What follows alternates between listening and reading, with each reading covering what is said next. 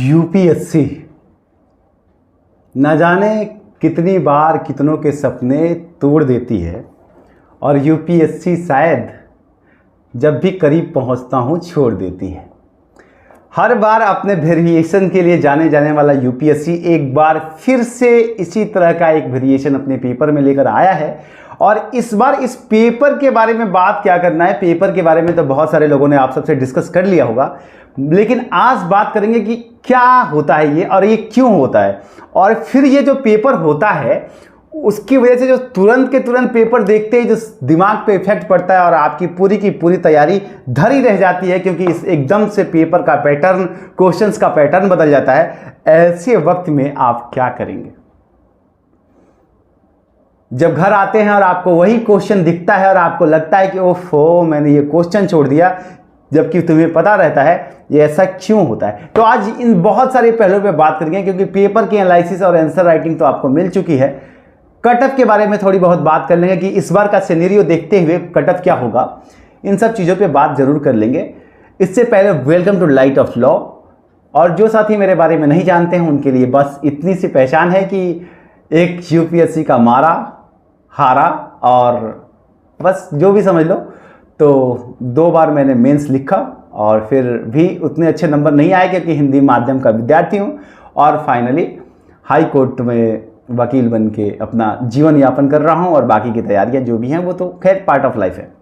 तो ये मेरी पहचान है और इन सब के बारे में मैं अब एक एक करके वो एक एक पहलू पे बात करके उन गलतियों को जो हम एग्जाम सेंटर्स में जाके दोहरा देते हैं, फंस जाते हैं, इन सब के बारे में बात करेंगे। इससे पहले आप सबको ये टी शर्ट तो दिख ही रहा होगा, ये अनअकैडमी का है और मैं अनअकैडमी से जुड़ा हूं। और आप में से बहुत सारे साथियों का सपना जुडिशरी का होगा, जज बनने का होगा।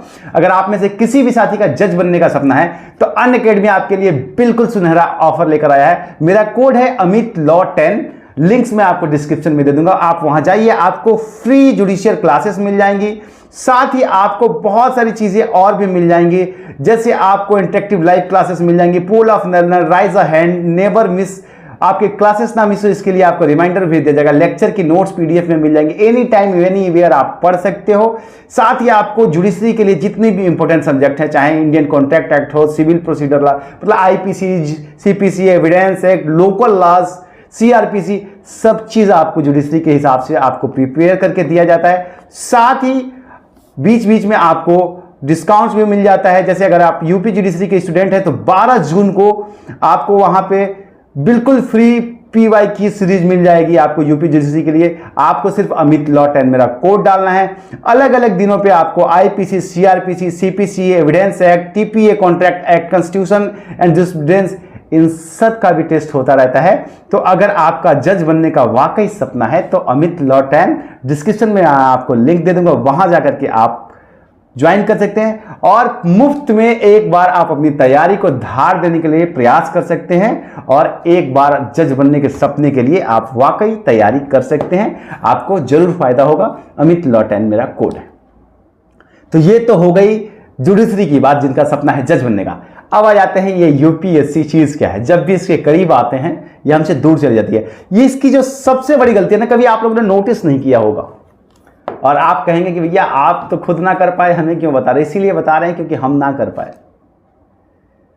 आप लोगों ने नोटिस किया होगा कि जब भी हमारा पेपर का पैटर्न बदला, और यूपीएससी हर बार अपने आप को बदलती है, हर दूसरे तीसरे साल में एक नया रंग लेके आती है। तो जब भी हम एग्जाम सेंटर में जाते हैं ना, जैसे इस बार आप लोगों ने देखा, इस बार एलिमिनेशन वाला सिस्टम ही खत्म कर दिया पेपर में। अब जैसे ही पेपर आपके सामने आएगा आपके चेहरे पे हवाइयां उड़ जाएंगी कि लो हम तो एलिमिनेट करके आए थे।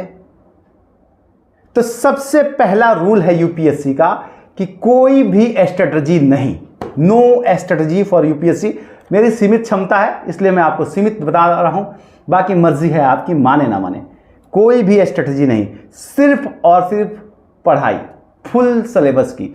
कोई कोचिंग वाला इस बार प्रेडिक्ट नहीं कर पाया था, चाहे वो कोई भी बड़े से बड़ा कोचिंग हो, छोटा से छोटा, किसी ने प्रेडिक्ट नहीं किया था कि पेपर किस तरीके से आएगा। आपने बहुतों के टेस्ट सीरीज लगाए होंगे, कितनों के क्वेश्चन लड़े हैं इस बार? 1-200 में से 1-2 क्वेश्चन मिलना कौन सा टेस्ट सीरीज का। तो ये जो है ना, ये इसलिए बता रहा हूं कि अब आपके पास यूपीएससी ने वो रास्ता नहीं छोड़ा है जहां आप कुछ टेस्ट सीरीज लगा करके कुछ जो है किताबें पढ़ करके और बस ठीक ठाक प्रीलिम्स निकाल लेते थे। अब प्रीलिम्स को इतना टफ कर दिया गया है, प्रीलिम्स को इतना बना दिया गया ना कि मेंस आपके लिए इजी हो जाएगा, प्रीलिम्स निकालना मुश्किल हो जाएगा। तो इसके लिए मेरे हिसाब से जो मुझे लगता है आपको क्या करना चाहिए, इस सॉल्यूशन की तरफ जाएं। सबसे पहले तो एग्जाम हॉल के अंदर जाते ही आप बिल्कुल ब्लैंकलेस होकर जाएं, क्योंकि क्या सामने आने वाला है कोई एक्सपेक्टेशन ना रखें कि पेपर इस तरीके से आएगा। क्योंकि जब आप ऐसा सोचते हैं ना कि पेपर इस तरीके से आएगा और पेपर जब उस तरीके से नहीं आता है तो आधी लड़ाई तो आप वहीं हार जाते हैं,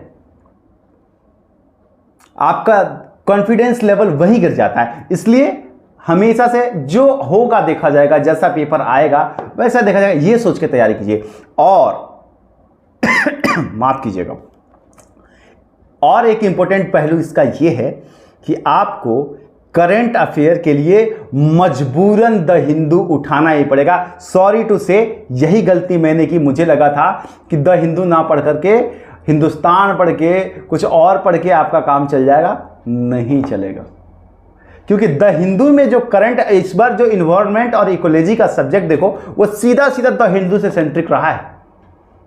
इसीलिए इंग्लिश माध्यम वाले थोड़ा सा आगे निकल जाते हैं, और थोड़ा सा क्या, बहुत ज़्यादा, क्योंकि वो द हिंदू पढ़ते हैं। और हम लोगों को ये पढ़ा दिया जाता है कि द हिंदू ना पढ़ो, तुमको कोई भी सामान्य अखबार से काम चल जाएगा। नहीं चलता है भाई, आपको द हिंदू पढ़ने की आदत डालनी पड़ेगी अगर आपको यूपीएससी क्रैक करना है तो। या फिर द हिंदू की समरी अगर कोई अच्छे से आपको बताता है तो आप उसको देखिए, लिखिए, समझिए, और मेरा मानिए द हिंदू पढ़ना शुरू कीजिए, वरना आईएएस बनना भूल जाइए। ऐसा कहना तो थोड़ा सा टफ है, लेकिन ये एक फैक्ट है। एक दो जो एक्सेप्शन आपको मिल जाते हैं ना कि द हिंदू पढ़े बिना आईएएस बन गए, वो एक्सेप्शन ही होते हैं। तो ये एक चीज है। दूसरा, एस्थेटिक पर्सन में जो कुछ ट्रेंड देख करके लोग कह देते हैं ना कि मॉडर्न हिस्ट्री से आजकल क्वेश्चन आ रहा है तो एंशिएंट हिस्ट्री कौन पढ़ेगा, मेडिवल हिस्ट्री कौन पढ़ेगा। इस मानसिकता से बाहर निकल जाओ। तुमको मॉडर्न भी पढ़ना है, एंशिएंट भी पढ़ना है, और तुमको मेडिवल भी पढ़ना है। तुमको हर हिस्ट्री पढ़नी पड़ेगी, क्योंकि कब किस बार यूपीएससी का मन बदल जाए और किस में से पूछ दे। इसलिए पूरे सिलेबस को कॉम्प्रिहेंसिव तरीके से लार्ज बाय लार्ज साइज आपको तैयार करना पड़ेगा अगर आप प्रीलिम्स में जा रहे हैं तो। बाकी धीरे धीरे मैं इसके बारे में और भी आपको बहुत डिटेल दूंगा, वो हर चीज आपको बताऊंगा जो एक फेलियर होने के बाद मैंने सीखा है। अगर आप चैनल पे नए हैं तो सब्सक्राइब करके बेल आइकन दबा सकते हैं। एक ही दिन में सारा लेसन आपको ना मैं सिखा पाऊंगा और ना ही मैं इस लायक हूं कि मैं आपको सिखा पाऊं।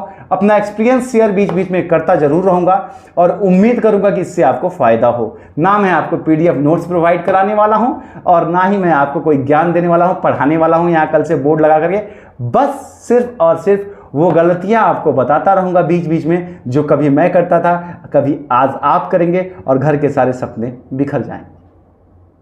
तो आप चैनल पे बने रह सकते हैं। मिलते हैं फिर अगले लेसन के साथ। आप सबके लिए ऑल द बेस्ट। आप सब चयनित हो, यही कामना है। नमस्कार।